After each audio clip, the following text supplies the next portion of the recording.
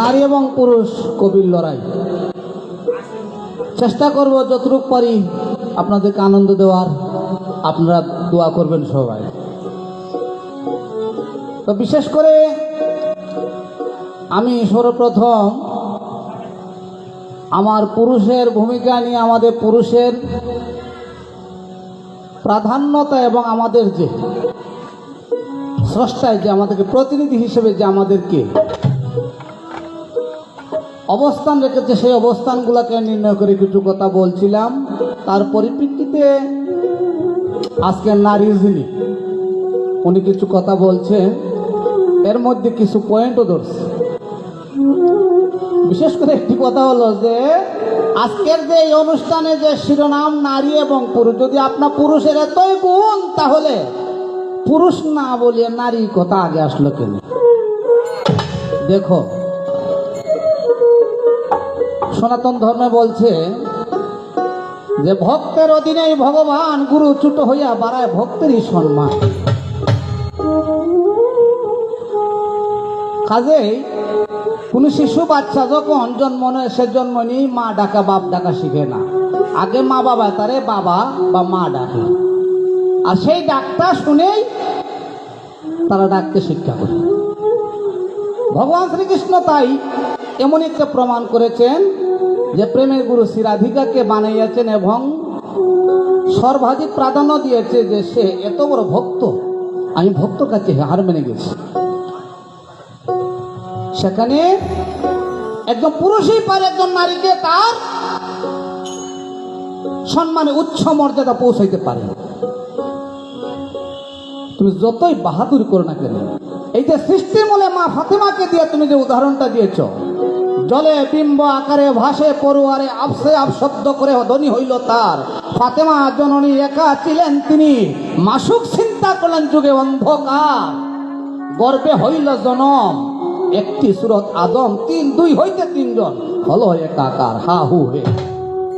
মানলাম সে সময় মা ফাতেমার অবদান ছিল। উনি ডিম্ব আকারে যখন ছিলেন, সেই ডিম্বর কুষারূপে ছিলেন দুই ইমাম এবং বিজল রূপে ছিলেন মৌলা আলী, এবং সেই কুসুমের ডিমের যে কুসুমটা ছিলেন আমার দয়াল নবীজি, এবং কুসুমের ভিতরে যে আত্মা রূপে ছিলেন সেই পরম ব্রহ্ম অর্থাৎ স্রষ্টা আল্লাহ নিজে। সেখান থেকে পেটে বের হয়েছে। আচ্ছা, এতে কি তুমি মনে করো নারী বড় হয়ে গেছে? মা হয়েছ, মায়ের পদতলে সন্তানের বেহেস। হাদিসে বলছে, আমি এটা অস্বীকার করি না, কিন্তু তাই বলিয়া তো মাকে প্রাধান্য দিতে আমার বাবাকে ছোট করা যাবে। তোমার স্মরণ রাখতে হবে একটি কথা। আজকে তুমি যে বলছো যে মায়ের পায়ের নিচে সন্তানের জান্নাত, গানের মধ্যে বলছো, আমি শুনছি। এই যে মা হইলায়, জননী হইলায়, সন্তানে বড়াই হলায়, এই সন্তানটা খার মাধ্যমে হইলায়, সে দিল সন্তানটা। ওই যে সিলেটি ভাষা হয়, হারক দা খাউলো বান্দি ঠাকুর ছিল না, এটা ভুলে গেলে চলবে না। আমার বাবাকে ছোট করে আমার মাকে এত বড় করব, এত বড় বেহল আমি না। হ্যাঁ, মায়ের সর্বাধিক অবদান, যাকে সম্মান করেছেন আল্লাহ পাক নিজেই, আমি এটা অস্বীকার করব না, কিন্তু বাবাকে ছোট করে নয়। একদিন যখন মা ফাতেমা রাগ করে দয়াল নবীজির কাছে গিয়েছিলেন, তোমার কথার জবাব তুমি নেও, যে বাবা আজকে আপনার জামাই আমার সঙ্গে খারাপ ব্যবহার করছে, আমি ওর উপরে অসন্তুষ্ট, আমি আর তার ঘর থাকবো না। বলছে, যা বলছো একবার বলছো, আর যদি বলো সঙ্গে সঙ্গে তোমার উপরে লানত করবে আল্লাহ। তুমি কি করছো জানো? এই মুহূর্তে তুমি যেইটুকু আগ্রহীছো আর এক পা আগ্রহী, মানে এই মুহূর্তে গিয়ে তার কাছে ক্ষমা চেয়ে যতক্ষণ পর্যন্ত আলী তোমাকে ক্ষমা করে নাই, ততক্ষণ তার পাও ছাড়বা না। আর যদি আমার কথা না রাখো, আমি কাল হাসরের দিন তুমি আমার মেয়ে বলে আমি তোমাকে স্বীকার করবো না। কোনো কথা না বলে মৌলা আলীর চরণে গিয়া এই যে ফাতেমা ক্ষমা চাওয়া লাগছে। তুমি যে মা ফাতেমারে বড় করতে, আলীরে তো ছোট করা যাবে না।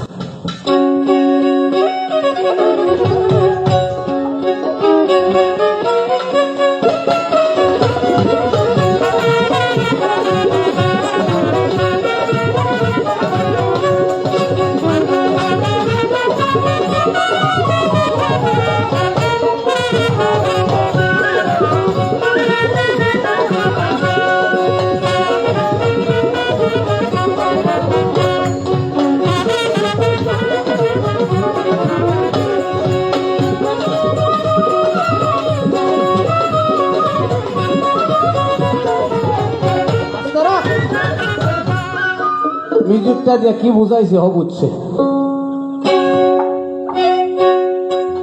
ওরে নেকির পাল্লায় হইবে একদিন ওজন,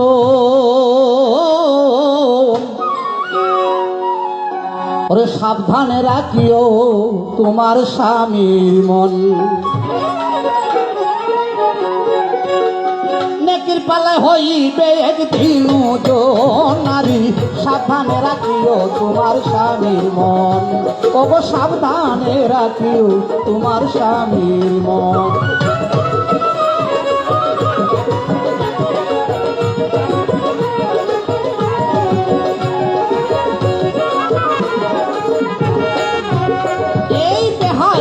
পর্দা নারী শরম নাই রে যার, আল্লাহ পাকে তাদের লাইগা রাখছে কি বিচার। ওরে বেহায়া বেপর্দা নারী শরম নাই রে যার, আল্লাহ পাকে তাদের লাইগা রাখছে কি বিচার। অসৎ জাহান্নামী হয় দলিলে প্রমাণ রয়, অসৎ জাহান্নামী হয় দলিলে প্রমাণ রয়। স্বামীর সেবায় খুশি নিরঞ্জন, সাবধানে রাখিও তোমার স্বামীর মন। ওগো সাবধানে রাখিও তোমার স্বামীর মন।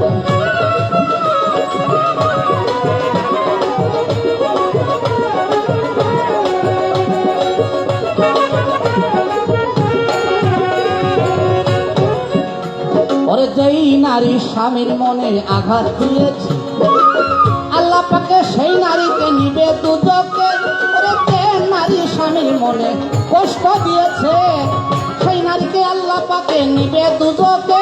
দুদকে আগুনের কাছে তারে ঝুলাইবে পাশে, ও দুদকে আগুনের কাছে তারে ঝুলাইবে পাশে। সর্প বিচ্ছু করিবে তারে ধ্বংস, সাবধানে রাখিও তোমার স্বামীর মন।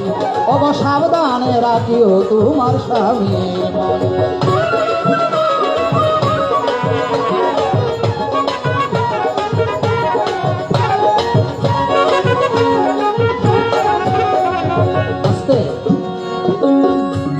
ফলের বৃক্ষ ইহা আদিছে বয়ান, তিন খাটার হল তাদের লাগি রাখছে সুবাহান। যেমন দয়াল নবীজি যখন মেহরাজ থেকে আসছে, উনি বেহেশত দুজক সবকিছু দেখে আসছেন। তখন দুজকের ঘটনা বলতে উনি বললেন যে আমি দুজকে গিয়ে দেখলাম 70 ভাগ নারীরা দুজকি আর মাত্র 30 ভাগ পুরুষ দুজক। কিন্তু কেন? যে নারীকে সম্প্রদান করে বাবা তার হাতে দেওয়ার পরে তার পাপ পুণ্যের অর্ধেক বহন করে নেয়। একটা নারী যদি, একটা স্ত্রী যদি পাপ করে, তার অর্ধেক পাপ একটা স্বামী গ্রহণ করে। কিন্তু এত পরেও তাদের পাপ অর্ধেক গোসার পরেও তারা 70 ভাগ। বলে বৃক্ষ ইহা আদিছে বয়ান, তিন কাটার হল তাদের লাগি রাখছে সুবাহান। ইহা দুজকে কাইবার আমি বলি সারাসার, ওই ইহা দুজকে কাইবার আমি বলি সারাসার। কিন্তু কাটার জ্বালায় পারবে না করতে ভক্ত, সাবধানে রাখিও তোমার স্বামীর মন। ওগো সাবধানে রাখিও তোমার স্বামীর মন।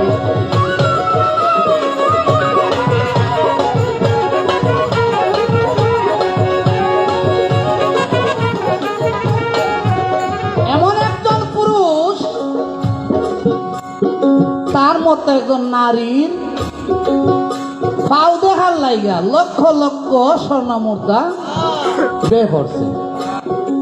সেই পাওয়ের তলে কি ছিল যে এই মেয়ের ভাও দেখার লাইগা একজন পুরুষ এত টাকা করছে। যদি উচিত কথা কই বাঙ্গা হরবে দই হইতাম নি। এই যে সাবার রানী বিলকিস, সেই বিলকিসকে আমার সুলেমান নবী উনি একজন বাদশাহ ছিলেন, ওনার বাবা বাদশাহ ছিলেন। ওনারে ভালোবাসা স্বাগতম জানাই যে তোমার লোক যুদ্ধ হইব, হওয়ার আগে তোমার লোক কথা হইব। দেখ অনেক বড় ঘটনা। এই সাবার রানী যখন সুলেমান নবীর রাজপ্রাসাদে আসবে, তখন ওনার গেটের ওনার কাছে সিংহাসনের কাছে আসার আগে একটু জায়গা এটা নিচে পানি দিয়ে উপরে গ্লাস দিয়ে এটারে ফিনিং করে রাখছে। যখন সাবার রানী বিলকিস যখন আসছে তখন এই জায়গাটা পার হয়ে আসছে, দেখে পানি, তখন বললো যে হে সুলেমান আলাইহিস সালাম, আমি যে আপনার কাছে যাবো, আমি কিভাবে এখানে পানি? যে না, আমি একজন আল্লাহর নবী, আমার কাছে আসতে কারো পাও পানি লাগার কথা না, আপনি ইচ্ছা করলে আসতে পারেন। তখন কিন্তু উনি পানি পাবে পাওয়ের একটু অংশ খালি কইরা তাই সাইকেলটা পানিতে পার হয়ে যাবে, কিন্তু আসলে পানিতে উপরে ছিল গ্লাস। এটা কি বুঝছো? একজন নারীর যে কতটুকু জ্ঞান, এটা সুলেমান নবী পরীক্ষা করছে। এই বুদ্ধিটা নাই যে উনি অতিথি, ওনাকে কি করে পানির মধ্যে নামাইবে। উনি বলছে যে আপনার পাওয়ার পানি স্পর্শ করবে না, তার বড় খাবো তোলার দরকারটা কিছু। এই যে নারী 350 নারীর এক এখন আইসে আইয়া দেখে যে সিংহাসনে বসবে, এটা সেই সাবার রানীর অবাক যে আমি 3 সময় জায়গা অতিক্রম করে আসলাম, আমার রাজদরবারে আমার সিংহাসন কি করে আসলো? সে সুলেমান নবীর একটা উদুত পাখি ছিল, সে অসাধ্য সাধন করে তার যে আগে এনে নিয়েছে। তখন কইছে না, আমি আপনার কাছে আত্মসমর্পণ করলাম, আপনার মতো পুরুষের দাসী হওয়া আমার ভাগ্যের ব্যাপার, আমি আপনাকে প্রতিজ্ঞা বরণ করলাম, আপনাকে আপনি আমার চরণতলে আশ্রয় দিন। ওই বাহাদুরি শেষ।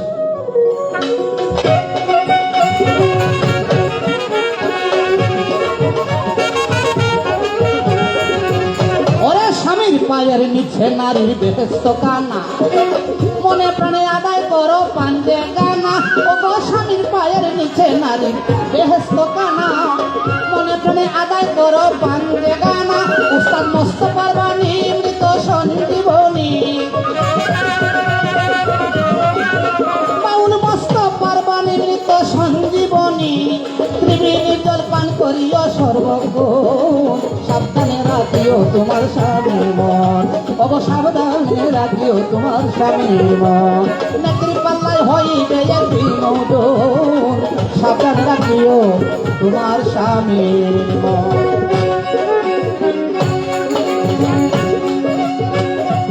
জিজ্ঞাসা তাই কুলাসা করিলাম বিশ্লেষণ, আমি নতুন করে নতুন ভাবে কিছু করব জিজ্ঞাসন।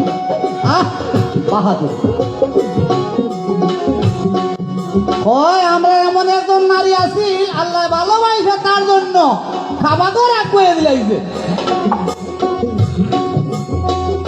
হযরত রাবেয়া বসির কথা হইছে, কিন্তু তোমরা পুরুষের লাগি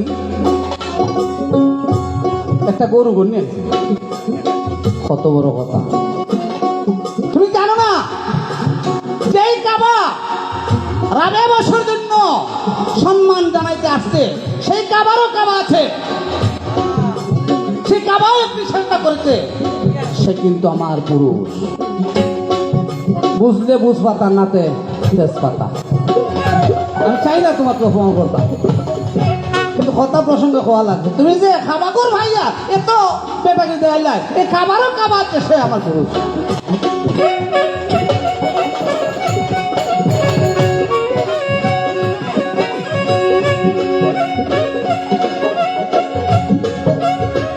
আমাদের পুরুষের হাতে অধিকার শরীয়তে দিয়েছে বিধান, একটা নয়, দুইটা নয়, তিনটা নয়, 4টা বিবি রাখতে পারি। আমাদের আছে এই অধিকার, আছে এই সম্মান। যেমন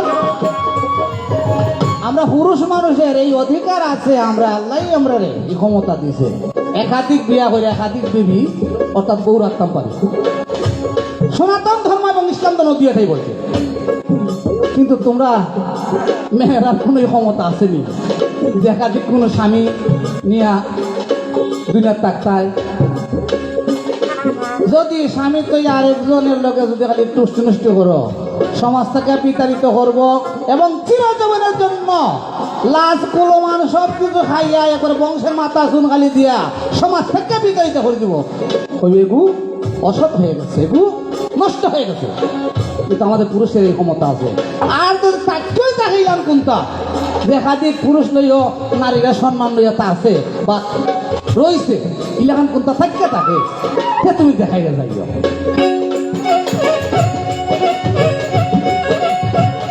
এই পর্যন্ত রাখলাম বারণ, বেশি বলবো না, বেশি বলা ভদ্র শ্রোতা ভালো তো পায় না গো। বারণ রাখি গো।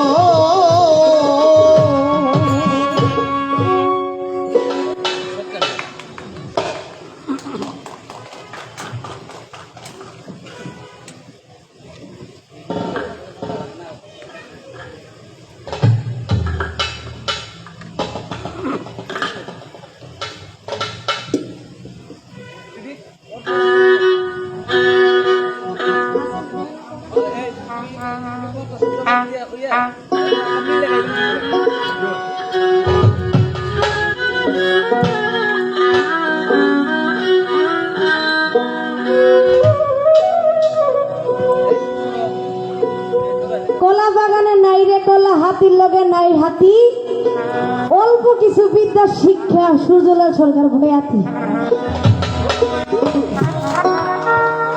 আমি বলেছিলাম যে সৃষ্টির মূলে কিন্তু নারীর অনেক অবদান ছিল, আছে, থাকবে। উনি কি বললো যে নবী অলি রাজা বাদশাহ পুরুষ শ্রেষ্ঠ জগৎময়, গানটা করেছিলেন। আচ্ছা, নবী অলি রাজা বাদশাহ ওরা কি কলা গাছ হয়ে হয়েছিল? হ্যাঁ, আমার মতো একটা নারী গর্ভে থেকেই পৃথিবীতে এসে মায়ের দুয়ায়, মায়ের ভালোবাসা, মায়ের স্নেহ মমতায় একজন অলি হয়েছে, সাধক হয়েছে। আপনি দেখান যে মায়ের চরণ ধুলা ছাড়া কেউ অলি হয়েছে, রাজা বাদশাহ হয়েছে? তারপরে করলেন কি? আচ্ছা, আমি একটা গান গাই। উনি বললেন যে সাবধানে রাখিও তোমার স্বামীর মন। স্বামী যদি স্বামীর মতো হয় তাহলে মনে রাখা যায়। আপনি কোন স্বামীর কথা বলছেন? জগৎ স্বামী, যার কাছে আমরা সবাই ঋণী, সবাই বিয়ে করছি, এখানে সবাই ঋণী। আর যদি বলেন দুনিয়াদারি যে স্বামী, স্বামীর মতো স্বামী হইলে তো সেবা করব। আর যদি স্বামীর জায়গা তার স্বামী হয় তাহলে সকালে একটা ঠুয়া, বিকালে একটা ঠুয়া, সকালে একটা ঠুয়া, বিকালে একটা ঠুয়া। তো স্বামীর পায়ের নিচে বেহেশত, স্ত্রীর বেহেশত কোন হাদিসে পাইছেন? মায়ের পদতলে সন্তানের বেহেশতটা হাদিসে আছে, করেন নাই হাদিস? স্বামীর পায়ের নিচে স্ত্রীর বেহেশত কোন হাদিসে বেহেশত? তো নারীকে নিয়ে একটা গান করছে। তো নারীর যে কি গুণ, কয়েকটা প্রশ্ন করলো, একটা গান করি, তারপর প্রশ্ন জবাব দেব। মায়ায় কেউ রে হাসায়, কেউ রে কাঁদায়, কলের পুতুল কলে নাচে।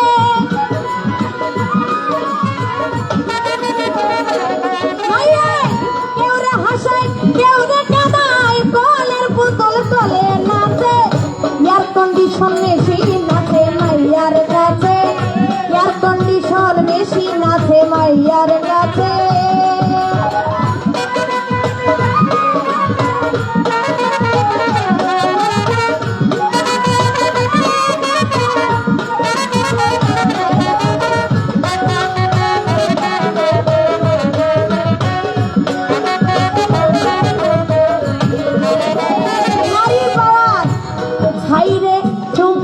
করে আকর্ষণ তোমরার মর্ত, পুরুষের ধনে করে হরণ। চুম্বকে করে আকর্ষণ, পুরুষের ধন করে হরণ।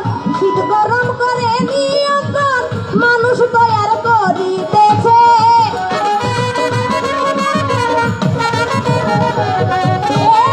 শীত গরম করে নিয়ন্ত্রণ, মানুষ তৈয়ার করিতেছে। এয়ার কন্ডিশন মেশিন আছে মাইয়ার কাছে, এয়ার কন্ডিশন মেশিন আছে মাইয়ার কাছে।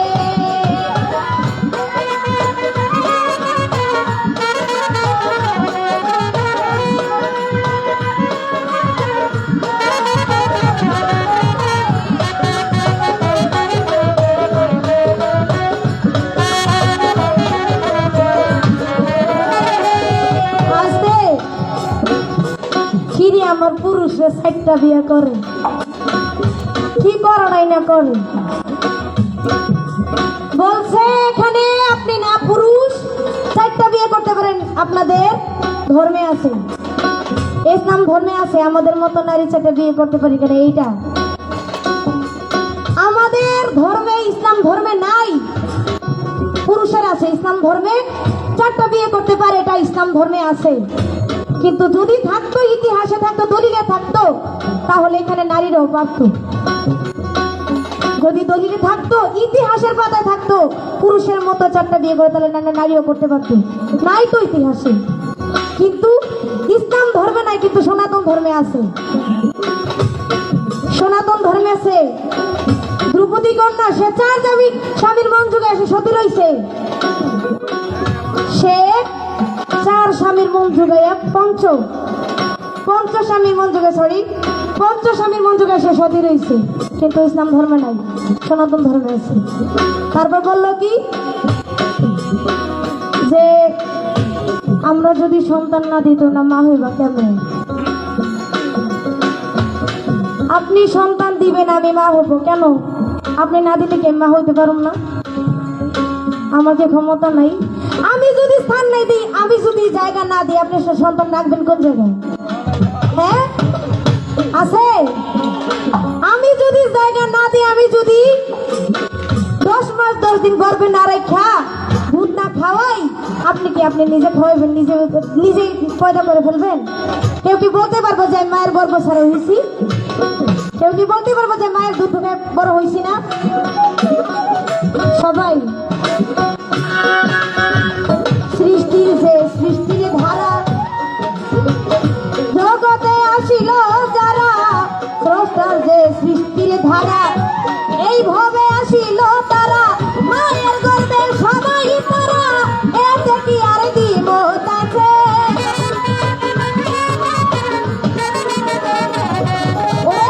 মায়ের গর্ভে সবাই তারা, এতে কি আর দ্বিমত আছে? এয়ার কন্ডিশন মেশিন আছে মাইয়ার কাছে, এয়ার কন্ডিশন মেশিন আছে মাইয়ার কাছে।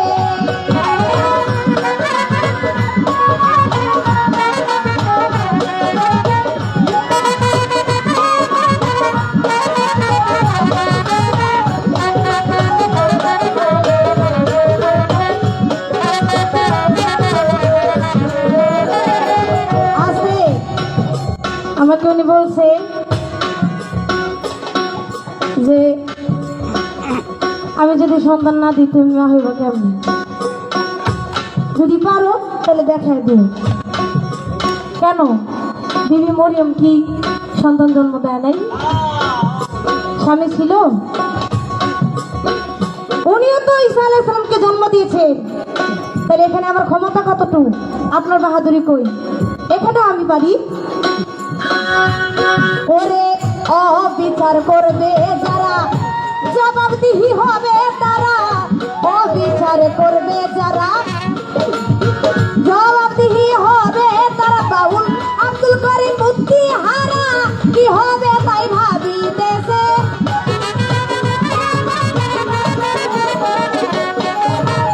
আব্দুল করিম বুদ্ধি হারা, কি হবে তাই ভাবিতেছে।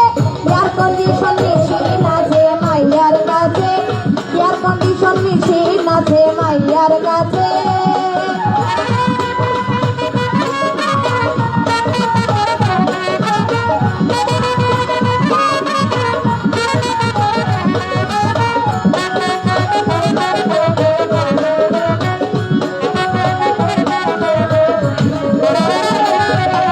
আপনার কাছে আমার একটা জিজ্ঞাসা ছোট করে, যেহেতু সময় সীমিত, যদি সময় বেশি থাকতো আজকে আপনারা খোঁজছে এনে ধুয়ে দিতাম, সময় নাই তো। আপনি বলবেন অলির অলি, নবীর নবী। আমার নবী করিম সাল্লাল্লাহু আলাইহি সাল্লাম একজন নারীকে ওনার গায়ে চাদর বিছাই দিয়েছিল। সকল নবীর নবী, সকল অলিরও অলি, আমার দুজাহানের বাদশা নবী, উনি ওনার গায়ের চাদর এক নারীকে বিছিয়ে দিয়েছিল। সেই নারীকে, সেই পুরুষকে, সেই নারীকে, সেই প্রশ্ন আপনার কাছে রয়ে গেল। আপনি দিয়ে যাবেন। অবিচার করবে যারা জবাবদিহি হবে তারা, অবিচার করবে যারা জবাবদিহি হবে তারা। আব্দুল করিম বুদ্ধিহারা কি হবে তাই ভাবিতেছে।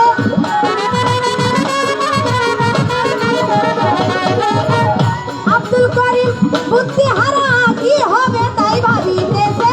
এয়ার কন্ডিশন মেশিন আছে মাইয়ার কাছে, এয়ার কন্ডিশন মেশিন আছে মাইয়ার কাছে, এয়ার কন্ডিশন মেশিন আছে মাইয়ার কাছে, এয়ার কন্ডিশন মেশিন আছে এই মাইয়ার কাছে। আমরা আজকে খাজ্জা খুন্নি পাইছিলাম, খাজ্জাটা হইল না ভালো করিও, কিন্তু বিষয়টা হইল সময় নাই, তামসা বেশি, যার জন্য আমরা আজকের এই আলোচনাটা আর এখানে ইতি টানতে হয়। তো বিশেষ করে যেহেতু আমাদের এটা সরকারি প্রতিষ্ঠান, তার একটা নির্দিষ্ট সময় বাধা থাকে। তো পালা গান, বিচার গান, কবি গান, এটা হচ্ছে দীর্ঘমেয়াদী সময়ের একটা ব্যাপার স্যাপার। তাকে যে কোনো বিষয় নিয়ে আলোচনা করলে কথার পিছনে কথা আসে, বিষয়ভিত্তিক টানতে গিয়ে অনেক আলোচনা, তো এই অল্প সময়ে এটা হয় না। তারপরও আপনারা আমাদের জন্য দোয়া করবেন, আশীর্বাদ রাখবেন যে আমরা যাতে এই সিলেটের হারানো ঐতিহ্যবাহী সে বিচার গান, পালা গান, কবি গানটাকে আমরা যাতে আবার আপনাদের সম্মুখে ধরে তুলতে পারি। এই আপনাদের এই আন্তরিকতা এবং এই সহায়তা এবং এই সাহায্যের জন্য আমি কৃতজ্ঞ। আমাদের আবার আপনাদের সঙ্গে দেখা হবে। তো এখানে একটা প্রশ্ন করছে, আমি আর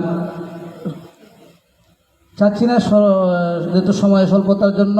তো প্রশ্নটা হচ্ছে এটা হাদিস মোতাবেক যেটা হচ্ছে যে দয়াল নবীজি একদম মেয়েকে সম্মান দেখাইতে উনার গায়ের চাদর বিছাইয়া বসতে দিয়েছিলেন। উনি একটা হাদিসে বলছে যে উনি ছিলেন সে তায়েব শহরের, যেটা শিশুকালে উনার দুধ মা ছিলেন, যার কাছেই দয়াল নবীজি, যার দুধ পান করে দয়াল নবীজি দুনিয়াতে বড় হয়েছিলেন, সেই দুধ মাকে সম্মান দিতে গিয়ে যে আমার তো শিশুকালেই বাবাকে মায়ের গর্ভে থাকতে পিতাকে হারিয়েছি, শিশুকালে মাকে হারিয়েছে, মাকে তো দেখি নাই, মা বাবার সেবা করার ক্ষমতা নেই, আজকে দিনে আমার সামনে আসছে আমার দুধ মা, আমি ওনাকে সম্মান করলাম। তোমরা চিনে রেখো মায়ের অসম্মান কখনো করো না। বাবাকে তোমরা জানিও কাবা, মদিনা জানিও যার যার মাকে। সেই দয়াল নবীজির পবিত্র মুখের বাণী হাদিস বুখারী শরীফে লেখছে, সন্তানের বেহেশত মায়ের চরণতলে, অর্থাৎ মায়ের পদতলে সন্তানের জান্নাত। যাক, আর তুমি যেটা কইছ যে পুরুষ একটা, এটা আচ্ছা আমি বাদ দিলাম, এখন যাইলাম না, তবে এটা তো সমস্যা আছে। সমস্যা আছে বলতে দলিল নাই, হাদিস নাই, তবে শাস্ত্রে আছে। আমি বলছি শাস্ত্রে তাহা বর্ণনা, আর এইদিকে যাব না। যে পতি সেবা বিনে কোনো গতি নাই, নারী কোনো আবাদত নাই। একটা স্বামীর পায়ের নিচে যে শান্তিটা, এটি স্বর্গ। সেই স্বর্গ থেকে যারা বিতাড়িত হয়েছে, যারা স্বামী হারিয়েছে, তারাই জানে যে কত বড় দুজকের কীট হয়ে দুনিয়াতে বাঁচতে হয়। এই জায়গাতে ভাবর্তর একটু বিপর্যয় আছে, তুমি ফেস লাগাইও না, দলিল দেখাইয়া জামেলাত গেলাম না। এখন আমরা একটা সম্মিলিতভাবে আমরা একটা গান গাই, আমরা আজকের অনুষ্ঠানে ইতি টানতে চাই। ধন্যবাদ সবাইকে। আমাদের পক্ষ থেকে বলতে দিলে কমার সুন্দর দৃষ্টি দেখে নেবেন। ওটা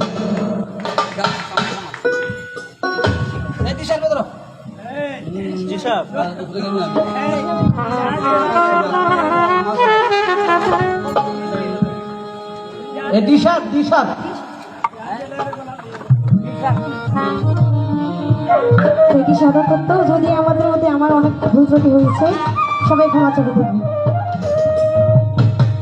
তো এটি সাধন তত্ত্ব গান, আশা করি ভালো লাগে।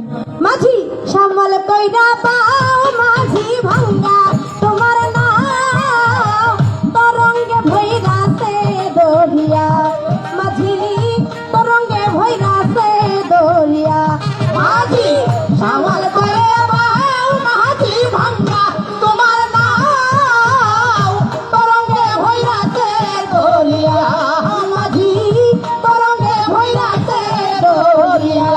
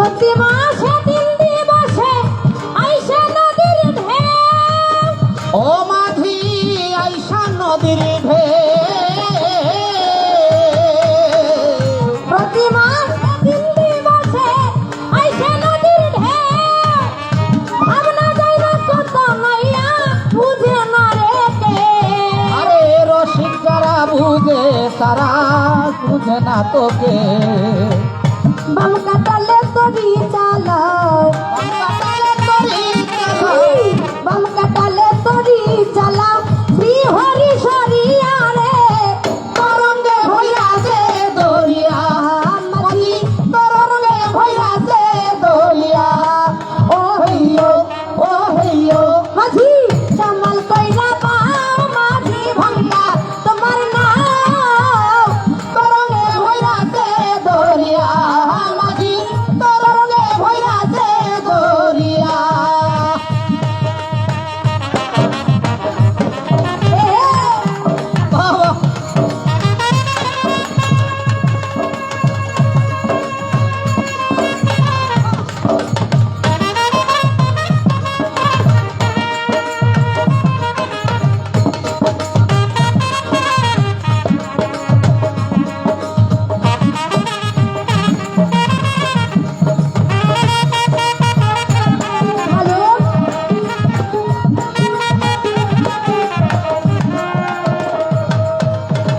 অসীম বলে ভাবনা যায় না ধরলাম নদী পারি ও মাঝি ধরলাম নদী পারি অসীম বলে ভাবনা যায় না ধরলাম নদী পারি আমার প্রেমের গুরু ভাবা পাগলা হইয়া গো কান্দারি আমার প্রেমের গুরু ভবা পাগলা হইও গো কান্দারি আমার প্রেমের গুরু ভাবা পাগলা হইয়া গো কান্দারি আমি ডুবে যেন নাহি মরি ডুবে যেন নাহি মরি ডুবে যেন নাহি মরি তরঙ্গে পড়িয়া তরঙ্গে ভৈরাছে দরিয়া মাঝি তরঙ্গে ভৈরাছে দরিয়া হইও ও হইও মাঝি সামাল কইরা বাও মাঝি ভাঙ্গা তোমার নাম তরঙ্গে ভৈরাছে দরিয়া মাঝি তরঙ্গে ভৈরাছে দরিয়া মাঝি তরঙ্গে ভৈরাছে দরিয়া মাঝি তরঙ্গে ভৈরাছে দরিয়া। ধন্যবাদ। জয় গুরু কথা শোনো অসংখ্য ধন্যবাদ দুই বাউল শিল্পীকে। শেষ হলো গভীর লড়াই এবং সর্বশেষে সুন্দর একটি গান নিয়ে শেষ হলো। সুধী বৈশাখী লোকনাট্য উৎসব 2025 আজ ছিল সমাপনী দিন। আমাদের পরিবেশনা শেষ। অনুষ্ঠানের এই পর্যায়ে আমি ধন্যবাদ জ্ঞাপনের জন্য বিনীত অনুরোধ জানাচ্ছি সিলেট জেলা শিল্পকলা একাডেমির